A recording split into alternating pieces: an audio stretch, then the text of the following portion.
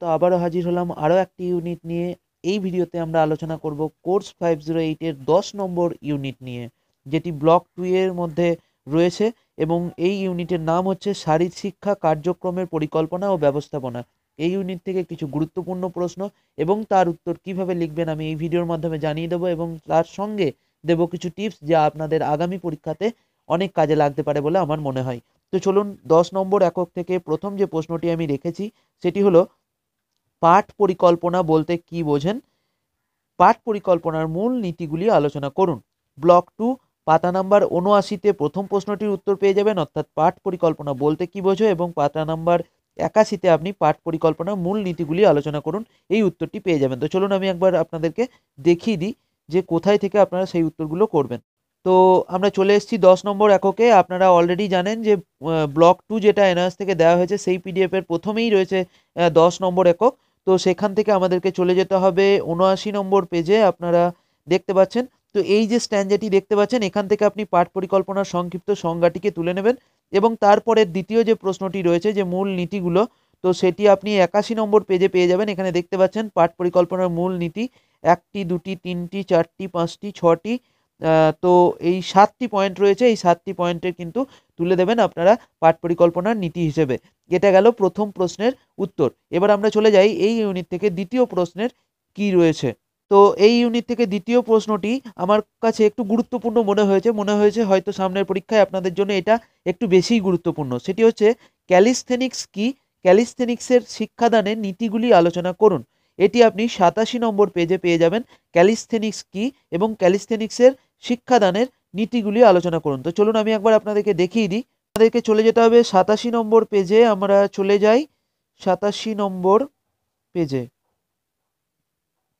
হ্যাঁ, তো ক্রীড়া দিবস এখানে দেখতে পাচ্ছেন এই যে 10.5.4 শক্তি লাভের জন্য ব্যায়াম, যার ইংলিশটি হচ্ছে ক্যালিস্থেনিক্স।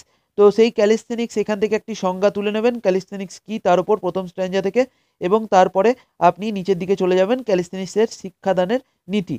তো এটা আপনাদের নিজের মতো কতটা আপনি এখান থেকে সংজ্ঞা তুলবেন, এবং তারপরে আপনি নীতিগুলি এখান থেকে পেয়ে যাচ্ছেন। বেশ কিছু পয়েন্ট করে রয়েছে এবং সুন্দরভাবেই রয়েছে। আপনারা এখান থেকে এত দূর পর্যন্ত উৎকর্ষ নির্দেশক ছাপের আগে পর্যন্ত, তো সেটি আপনারা তুলে নেবেন, নিজের মতো করে ভাষায় সাজিয়ে নেবেন। তো এটা গেল দ্বিতীয় প্রশ্নের উত্তর। এবার আমরা চলে যাব এর পরের প্রশ্নতে। তো তৃতীয় নম্বর প্রশ্নটিও আমার কাছে একটু গুরুত্বপূর্ণ মনে হয়েছে, কারণ আমরা যারা ডিএলএড করছি এনআরএস থেকে, তাদের মূল বক্তব্যই হচ্ছে যে আমরা প্রাথমিক স্তরে প্রত্যেকটা জিনিসকে, যা জিনিসই আমরা পড়ছি না কেন, সেটি শারীর শিক্ষা বলুন, সেটি কর্মশিক্ষা বলুন, সেটি অঙ্ক বলুন, সেটি বিজ্ঞান বলুন, সেটি পরিবেশ বলুন, এখানে যেহেতু আমরা শারীর শিক্ষা পড়ছি, তাহলে এই ধরনের কোশ্চেন অবশ্যই গুরুত্বপূর্ণ হওয়া দরকার যে শারীর শিক্ষার ক্ষেত্রে একজন শিক্ষক হিসেবে আপনার কি ভূমিকা রয়েছে।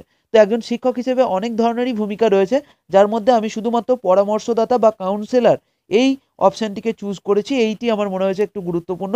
তো ব্লক 2 এর ৯১ নম্বর পেজে এইটি রয়েছে। আমি একবার দেখিয়ে দিই আপনাদেরকে। তো আমাদেরকে চলে যেতে হবে ৯১ নম্বর পেজে।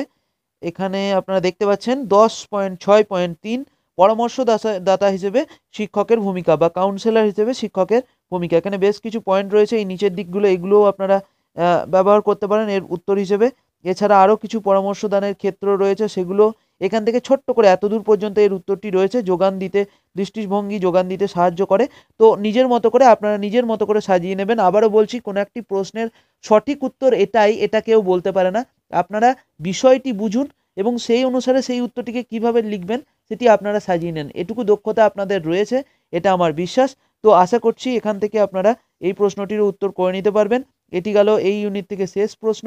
আমরা ফিরে আসছি পরের ইউনিট নিয়ে। তো 10 নম্বর ইউনিট আমাদের এখানেই শেষ হলো। আবারও ফিরে আসছি খুব তাড়াতাড়ি নতুন কোনো ভিডিওতে। ততক্ষণ ভালো থাকবেন, সুস্থ থাকবেন।